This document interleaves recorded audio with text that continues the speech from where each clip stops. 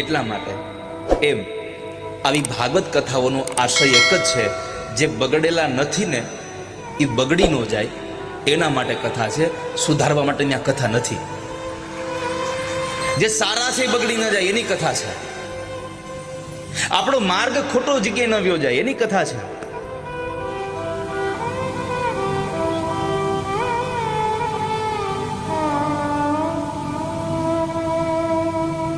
બાપજી, કથા બહુ સાંભળી, પણ કોઈ માર્ગ બતાવો, મનને શાંતિ મળે.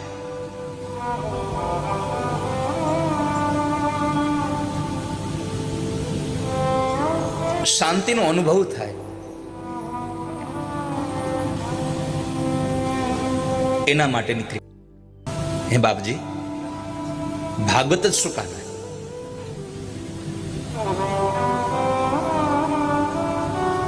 ભાગવતની જ કથા શા માટે? સુતનામના મહાપુરાણી કહે છે એટલા માટે વેદ અને ઉપનિષદોનો સાર છે ભાગવત. વેદોપનિષદામ સારાન જાતા ભાગવતી કથા.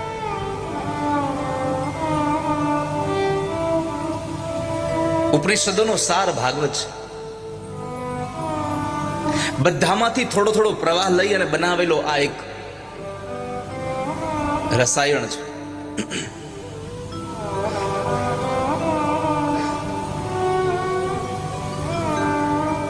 બધાને ગમે એટલો સરસ સ્વાદ બનાવ્યો છે. બધાને તૃપ્તિ થાય, બધાને તૃપ્તિ થાય.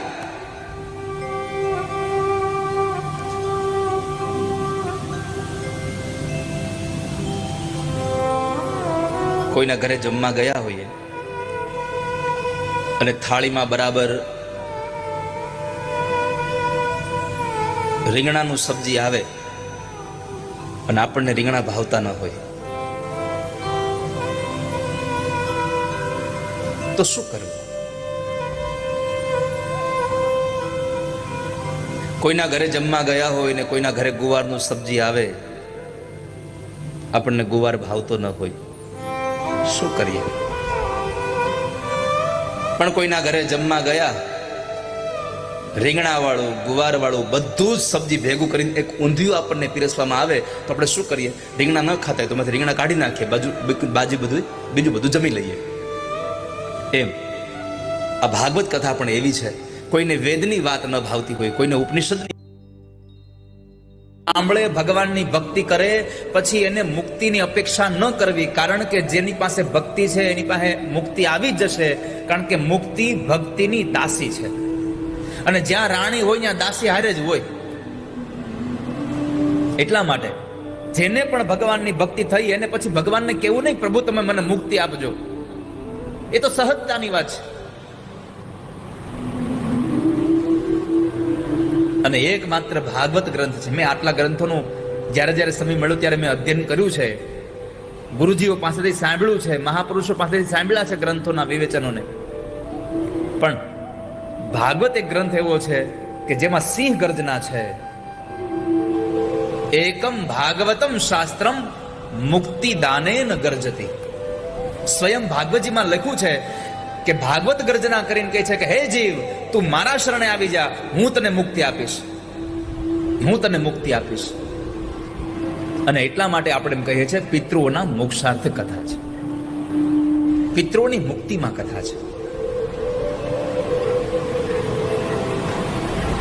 જેની પાછળ ક્રિયાકર્મ ન થયું હોય, અથવા તો જેને પાપ કર્મમાં પાછું વાળું ન જોયું હોય, એવા લોકો પાછળ જો કથા થઈ જાય તો કથા મોક્ષ ગતિને આપી દે છે. એકમ ભાગવતમ શાસ્ત્રમ મુક્તિદાનેન ગર્જતી. ગર્જના કરી કરી.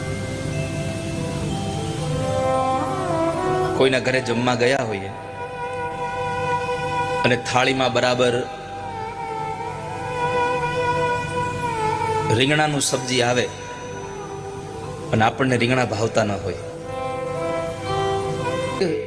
પદમાં એક એક શ્લોકમાં ભગવાનનો મહિમા છે. યત્ર પ્રતિપદમ વિષ્ણુર ગીયતે બહુધર્ષિભિ.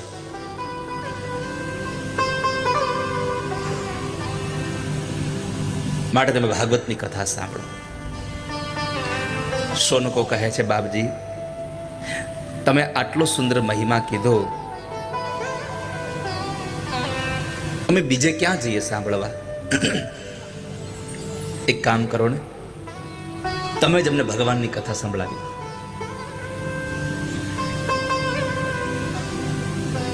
સૂત નામના મહાપુરાણે કહ્યું, હું તમને કથા સંભળાવું, તમારી પ્રીતિને જોઈને હું તમને કથા સંભળાવું, પણ એક કામ કરો, તદહમ તે વિધાસ્યામી સાવધાનતયા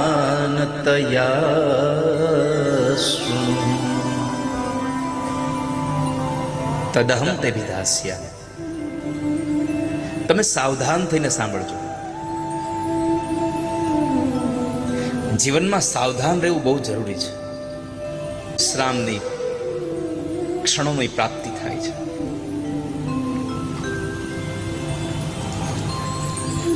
તો સૂતજીએ કહ્યું, તમે સાવધાન થઈ જાઓ.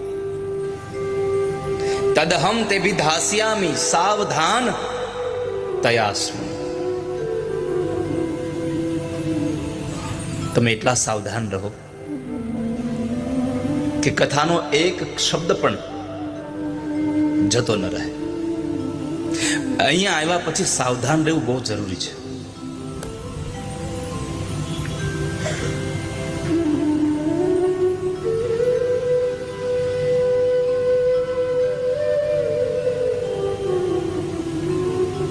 બેનો, કોઈ કપડું તૂટી ગયું હોય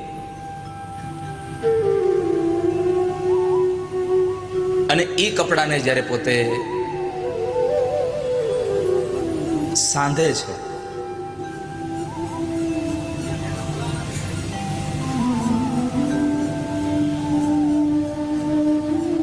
સોયને દોરો લઈને કપડું સાંધે, જો પોતાની નજર અને પોતાનું ધ્યાન બીજે રાખે તો શું ઘટના ઘટે? પોતાના જ હાથમાં રહેલી સોય પોતાના હાથમાં વાગી જાય. જો એક કપડું સિલાઈ કરવાના સમય પણ તમે એટલા સાવધાન રહો છો, તો આવી કથા સાંભળવા બેસો ત્યારે સાવધાન રહેવું બહુ જરૂરી છે.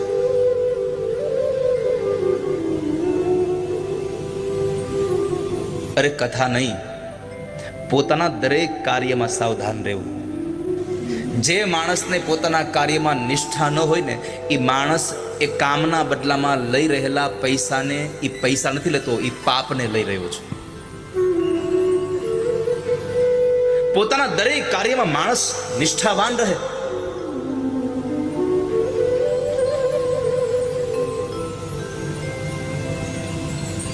તો પ્રભુએ આપણને આટલી સરસ કથા આપી છે.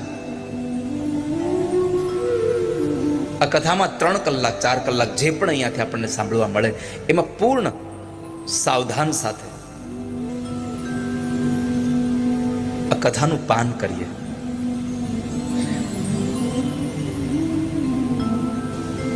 મનને એટલું મક્કમ કરીને આવીએ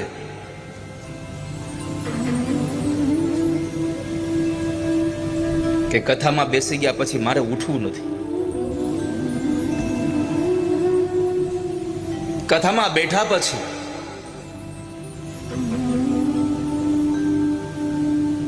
કથા સિવાય કશું ધ્યાન રાખવું નથી.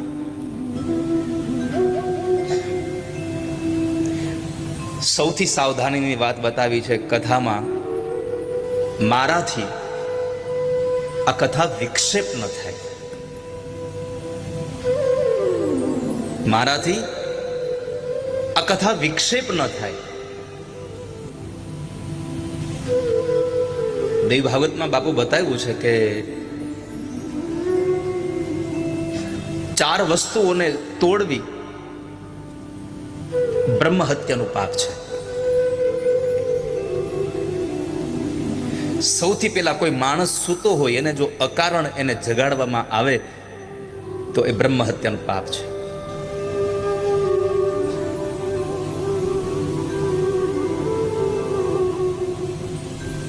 કોઈ સૂતા હોય ત્યારે અવાજ કરવો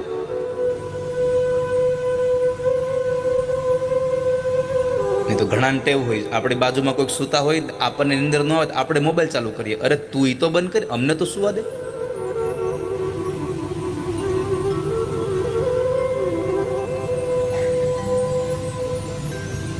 આપણે એને કઈ કહું સુઈ જા ને, તો કે મને નિંદર નથી આવતી. પણ તને નિંદર ન આવે એમાં અમે તારું શું બગાડ્યું?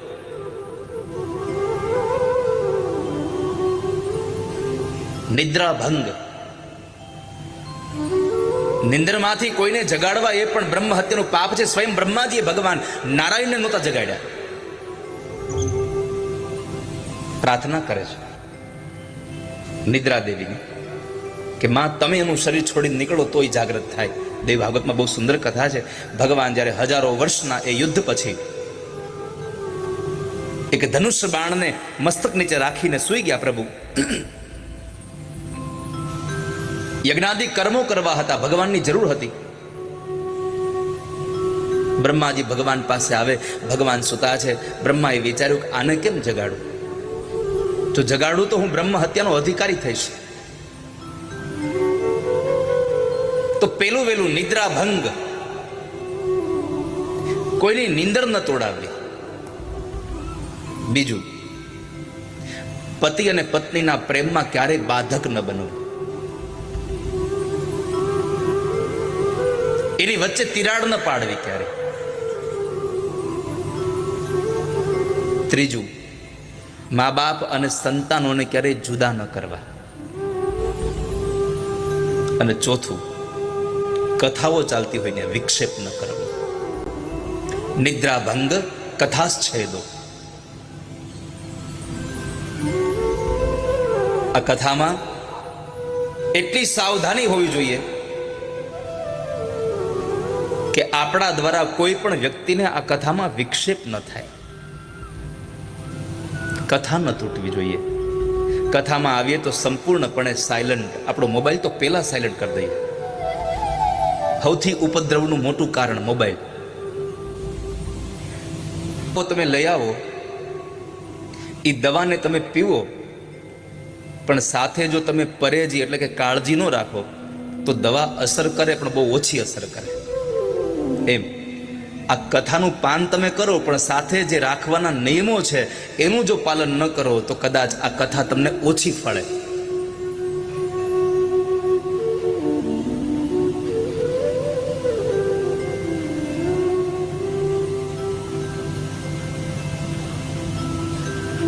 તો આજે ભગવાન સુત નામના મહાપુરાણીએ કહ્યું, સાવધાન તયા શૃણુ.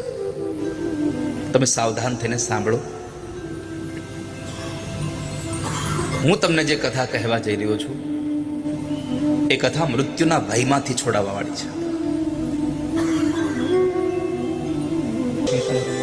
અહીંયા લખ્યું કલો કિરેણ ભાષિતમ. કીર કેતા પોપટ. પોપટે જે ભાષણ કર્યું એ જ હું તમને કહું છું. આનો અર્થ એ થયો કે મારું નહીં, જે સુખદેવજીએ ગાયું છે એ હું તમને કહેવા જઈ રહ્યો છું.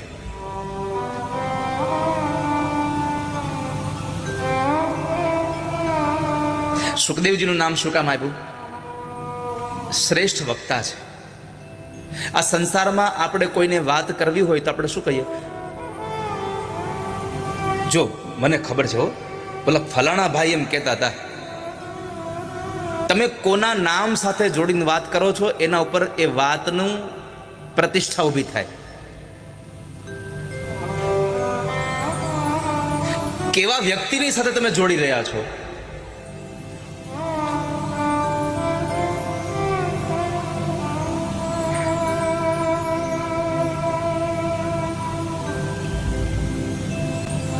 મદિરાપાન ન કરવો જોઈએ, વ્યસન ન કરવા જોઈએ. આવું સામાન્ય વ્યક્તિનું નામ લઈને તમે કહો તો અસર બહુ ઓછી થાય. પણ કોઈ પ્રતિષ્ઠિત, કોઈ મહાપુરુષનું નામ લઈને કહો કે ફલાણા મહાત્માજી કહેતા હતા આવું ન કરવું જોઈએ, તો એ વાતની અસર વધારે પડે.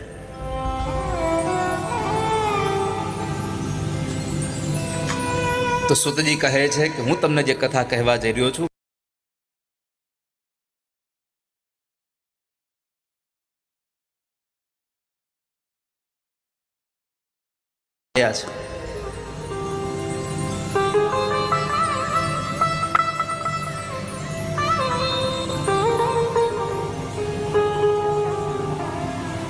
કૂટ ભાષીન રહ્યા છે.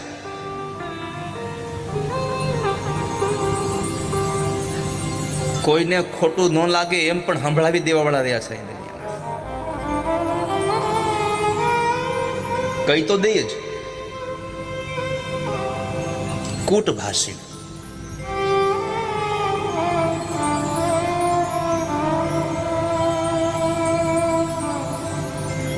કોઈને જનાવર જેવો કીધો હોય કેવો લાગે? કોઈને મોઢા ઉપર કીધું તો તમે જનાવર જેવા છો હાવ, કેટલો માથાકૂટ થઈ જાય.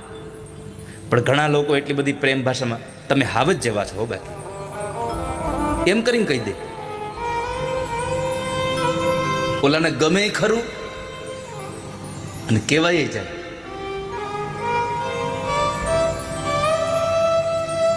કૂટભાષી.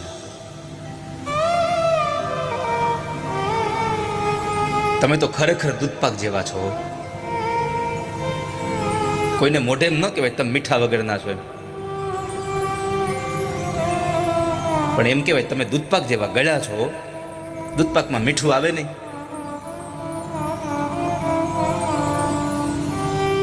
આવા લોકો આ સંસારમાં રહ્યા છે.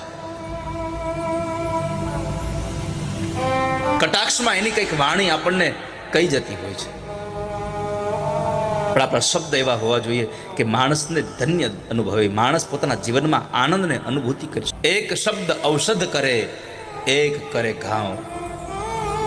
શબ્દમાં તફાવત છે એટલો. એક શબ્દ ઔષધ પણ બને અને એક શબ્દ તમારી કોઈ માણસના અંતરમાં લાગી પણ જાય.